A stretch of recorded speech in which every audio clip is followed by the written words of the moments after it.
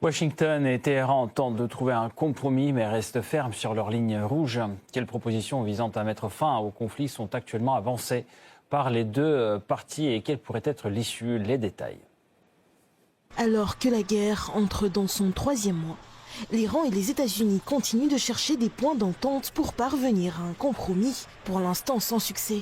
Il y a quelques jours, Téhéran a transmis à Washington, par l'intermédiaire du Pakistan, une proposition de paix selon laquelle les parties mettraient fin aux hostilités, rouvriraient le détroit d'Ormuz, tout en s'accordant sur un report de la résolution de la question nucléaire, laquelle a constitué dès le départ la principale pierre d'achoppement. Comme l'a rapporté la Maison-Blanche le 27 avril, l'administration Trump examine cette proposition. Cependant, tout semble indiquer que Téhéran est sur un refus. Selon les médias américains, dont CNN et le Wall Street Journal, Donald Trump n'est absolument pas satisfait des conditions proposées. Dans le même temps, Marco Rubio affirme que pour l'Iran, le détroit d'Ormuz est l'équivalent d'une arme nucléaire économique. Si l'Iran n'était qu'un pays radical dirigé par des gens radicaux, vous savez, ce serait déjà un problème. Mais ils sont révolutionnaires. Dans leur essence, ils cherchent à étendre et à exporter leur révolution, pas seulement ce qu'ils font en Iran. C'est pourquoi ils sont aux côtés du Hezbollah au Liban. C'est pourquoi ils ont soutenu le Hamas. C'est pourquoi ils ont soutenu les milices en Irak. Ils ne cherchent pas seulement à dominer l'Iran, ils cherchent à dominer la région. Et imaginez ça avec une arme nucléaire. Regardez ce qu'ils ont fait du détroit, un excellent exemple. Le détroit est fondamentalement l'équivalent d'une arme nucléaire économique qu'ils essaient d'utiliser contre le monde. Et ils s'en vantent. Ils installent des panneaux publicitaires à Téhéran pour se vanter de pouvoir prendre en otage 25 ou 20% de l'énergie mondiale. Imaginez si ces mêmes personnes avaient accès à une arme nucléaire. Ils prendraient toute la région en otage. Rappelons que la situation dans le détroit d'Ormuz reste tendue et instable.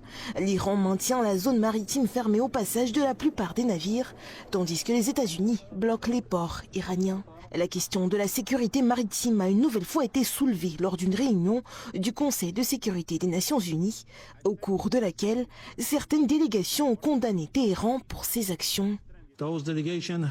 Ces délégations ont, une fois de plus, mis en évidence la persistance de leur politique de 2 poids, 2 mesures, démontrant que leurs préoccupations concernant la sécurité maritime et la navigation ne sont ni sincères, ni en adéquation avec leurs actions et leurs positions. Elles affirment que les droits de navigation ne doivent pas être menacés, mais ignorent délibérément les actions illégales des États-Unis, notamment l'imposition d'un blocus maritime et leur récente attaque terroriste contre des navires commerciaux iraniens, une conduite qui comporte toutes les caractéristiques de la piraterie et de la prise d'otages. Les Américains agissent ainsi comme un groupe de pirates et de terroristes. Dans un contexte de tensions persistantes entre l'Iran et les États-Unis, le ministre iranien des Affaires étrangères, Abbas Araghchi, s'est rendu à Saint-Pétersbourg ce 27 avril, où il a rencontré le président russe Vladimir Poutine. Selon le responsable iranien, la rencontre s'est déroulée dans une ambiance positive et constructive.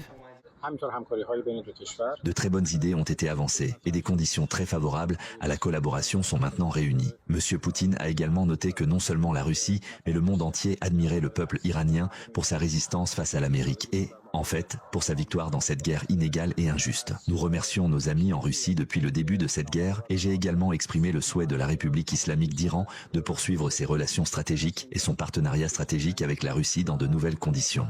Selon les médias américains, Washington pourrait bientôt présenter une contre-proposition à l'initiative de paix de Téhéran. Cependant, il est loin d'être certain que les États-Unis verront leur proposition acceptée, quelle qu'elle soit. Comme l'a déclaré le ministre iranien de la Défense, les États-Unis ne peuvent plus dicter leur politique à des nations indépendantes.